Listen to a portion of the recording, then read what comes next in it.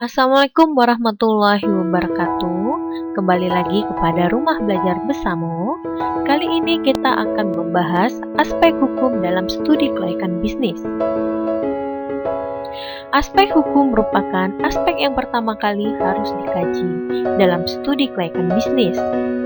Hal ini karena jika berdasarkan analisis pada aspek hukum, sebuah ide bisnis sudah tidak layak, maka proses tersebut tidak perlu diteruskan dengan analisis pada aspek-aspek yang lain. Aspek hukum mengkaji ketentuan hukum yang harus dipenuhi sebelum menjalankan suatu usaha. Ketentuan hukum untuk jenis usaha itu berbeda-beda, tergantung pada kompleksitas bisnis tersebut. Adanya otonomi daerah menyebabkan ketentuan hukum dan perizinan antar daerah yang satu dengan daerah yang lainnya berbeda-beda. Oleh karena itu, pemahaman mengenai ketentuan hukum dan perizinan investasi untuk setiap daerah merupakan hal yang sangat penting untuk melakukan analisis kelayakan aspek hukum. Bagi penilaian studi kelayakan bisnis, dokumen yang perlu diteliti keabsahan, kesempurnaan, dan keasliannya meliputi badan hukum, izin-izin yang dimiliki, sertifikat tanah, atau dokumen lainnya yang mendukung kegiatan usaha tersebut. Kegagalan dalam penelitian aspek ini akan berakibat tidak sempurnanya hasil penelitian. Dengan kata lain, apabila ada dokumen yang tidak sah atau tidak sempurna, pasti akan menimbulkan masalah di kemudian hari. Nah, tujuan kita dalam menganalisis aspek hukum, yang pertama, menganalisa legalitas usaha yang akan dijalankan. Kedua, menganalisa ketepatan bentuk badan hukum dengan ide bisnis yang akan dilaksanakan. Yang ketiga, menganalisa kemampuan bisnis yang akan diusulkan dalam memenuhi persyaratan perizinan. Yang keempat, menganalisa jaminan-jaminan yang bisa disediakan jika bisnis dibiayai dengan pinjaman.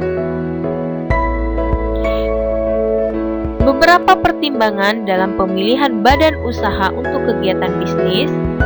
Yang pertama, besarnya modal yang diperlukan untuk menjalankan bisnis.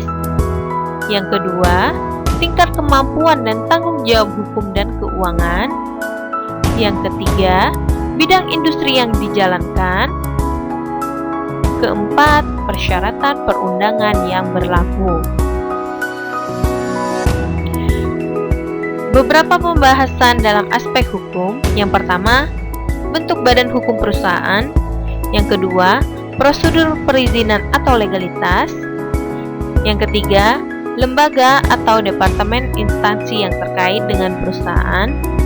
Yang keempat, rencana anggaran dasar perusahaan. Badan hukum usaha. Jenis-jenis badan hukum yang ada di Indonesia. Yang pertama, perseorangan. Yang kedua, firma. Yang ketiga, perseroan komanditer atau CV.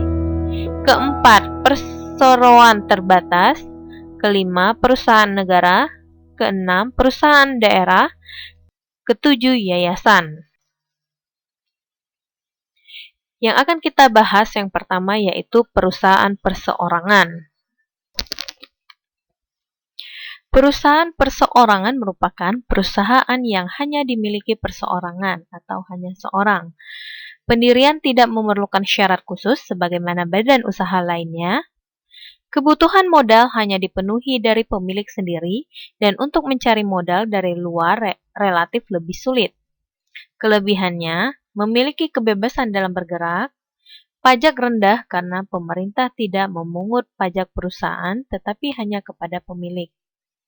Rahasia perusahaan terjamin, motivasi usaha yang tinggi.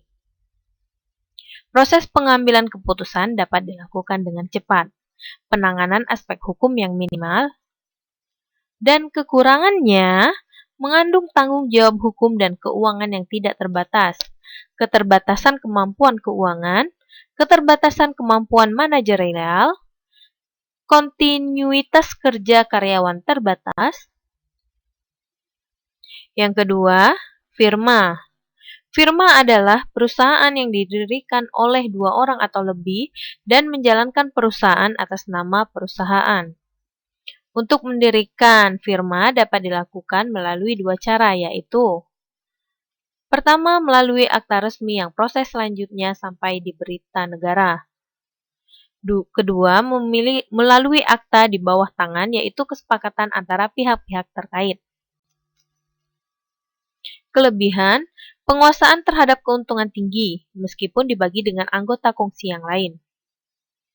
Motivasi yang tinggi, penanganan aspek hukum minimal, meskipun sedikit lebih rumit dibandingkan perusahaan perseorangan, karena harus ada kesepakatan antara anggota kongsi.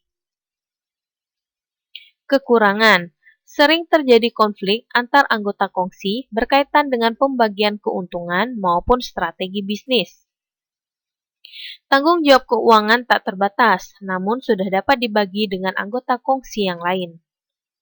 Keterbatasan kemampuan keuangan, namun sudah lebih baik dibandingkan dengan perusahaan perseorangan. Keterbatasan kemampuan manajerial. Kontinuitas kerja karyawan terbatas. Perseroan komanditer atau CV. CV merupakan persekutuan yang diberikan atas dasar kepercayaan. Dalam CV terdapat sekutu yang secara penuh bertanggung jawab atas sekutu lainnya. Kemudian, ada sekutu atau lebih yang bertindak sebagai pemberi modal. Tanggung jawab sekutu komanditer terbatas hanya pada modal yang ditanamkan dalam perusahaan. Tujuan pendirian CV adalah memberi peluang bagi perseorangan untuk ikut menanamkan modalnya dengan tanggung jawab terbatas. Kelebihan, penguasaan terhadap keuntungan tinggi meskipun dibagi dengan anggota kongsi yang lain. Motivasi usaha yang tinggi, penanganan aspek hukum minimal meskipun sedikit lebih rumit dibandingkan perusahaan perseorangan karena harus ada kesepakatan antar anggota kongsi. Kekurangannya, mengandung tanggung jawab keuangan sekutu aktif tak terbatas, meskipun sudah dapat dibagi dengan anggota sekutu aktif yang lain.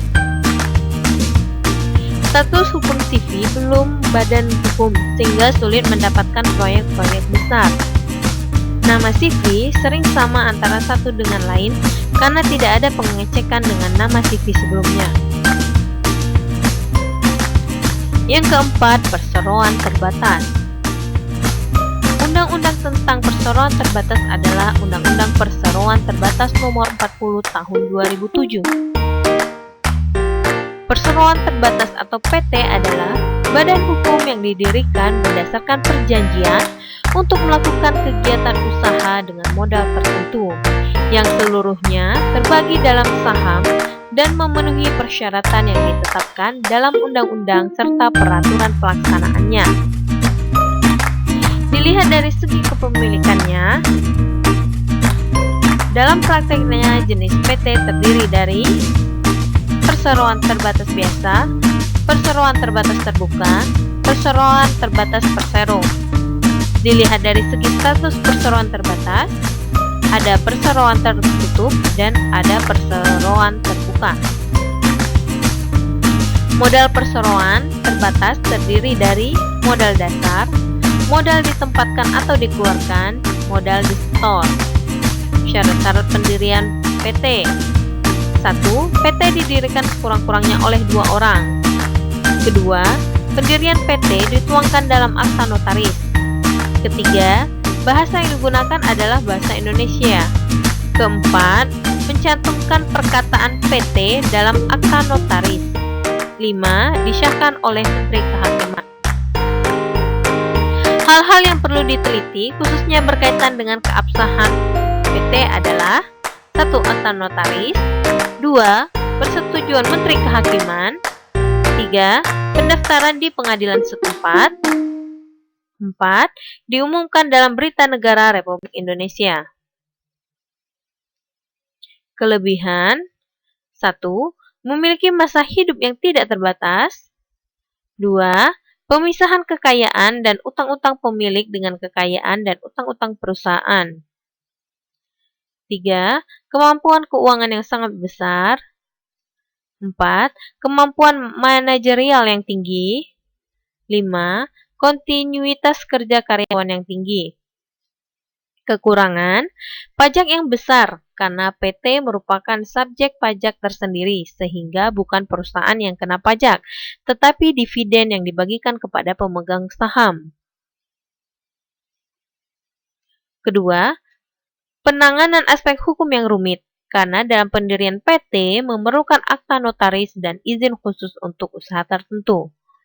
3. Kerahasiaan perusahaan kurang terjamin karena setiap aktivitas perusahaan harus dilaporkan kepada pemegang saham. Kelima, perusahaan negara. Perusahaan negara adalah perusahaan yang didirikan berdasarkan undang-undang. Modal untuk mendirikan perusahaan negara adalah kekayaan negara yang dipisahkan dan tidak dipisahkan atas saham. Perusahaan negara dipimpin oleh seorang kepala atau direksi yang diangkat oleh pemerintah. Yang keenam, perusahaan daerah. Perusahaan daerah merupakan perusahaan yang didirikan dengan suatu peraturan daerah. Modal seluruh atau sebagian besar milik pemerintah daerah yang dipisahkan kecuali dengan ketentuan lain dengan dasar undang-undang. Pimpinan perusahaan daerah diangkat oleh kepala daerah. Ketujuh, yayasan. Pendirian yayasan didasarkan atas PP nomor 63 tahun 2008 tentang yayasan. Yayasan merupakan badan usaha yang tidak bertujuan untuk mencari keuntungan dan lebih menekankan usahanya pada tujuan sosial. Yayasan memiliki pengurus dan harta milik pengurus yang dipisahkan dari harta yayasan. Bentuk-bentuk legalitas perusahaan. Legalitas merupakan jati diri yang melegalkan atau mengesahkan suatu badan usaha sehingga diakui oleh masyarakat. Bentuk-bentuk legalitas perusahaan, yang pertama ada nama perusahaan, merek, surat izin usaha perdagangan, izin usaha industri. Jenis-jenis izin usaha. Banyaknya izin dan jenis-jenis izin yang dibutuhkan tergantung dari jenis usaha yang dijalankan. Izin yang dimaksud adalah 1. Tanda daftar perusahaan. 2. Nomor pokok wajib pajak. 3. Izin-izin usaha. 4. Sertifikat tanah atau surat-surat berharga yang dimiliki. Izin-izin perusahaan lainnya yang harus segera diurus oleh pemilik sesuai dengan jenis bidang usaha adalah 1. Surat izin usaha perdagangan. 2. Surat izin usaha industri. 3. Izin usaha tambang. 4. Izin usaha perhotelan dan pariwisata. 5. Izin usaha farmasi dan rumah sakit. 6. Izin usaha peternakan dan pertanian. Selanjutnya, ada izin domisili, di mana perusahaan atau lokasi proyek berada. Kemudian ada izin mendirikan bangunan. Kemudian ada izin tenaga kerja asing jika perusahaan menggunakan tenaga kerja asing.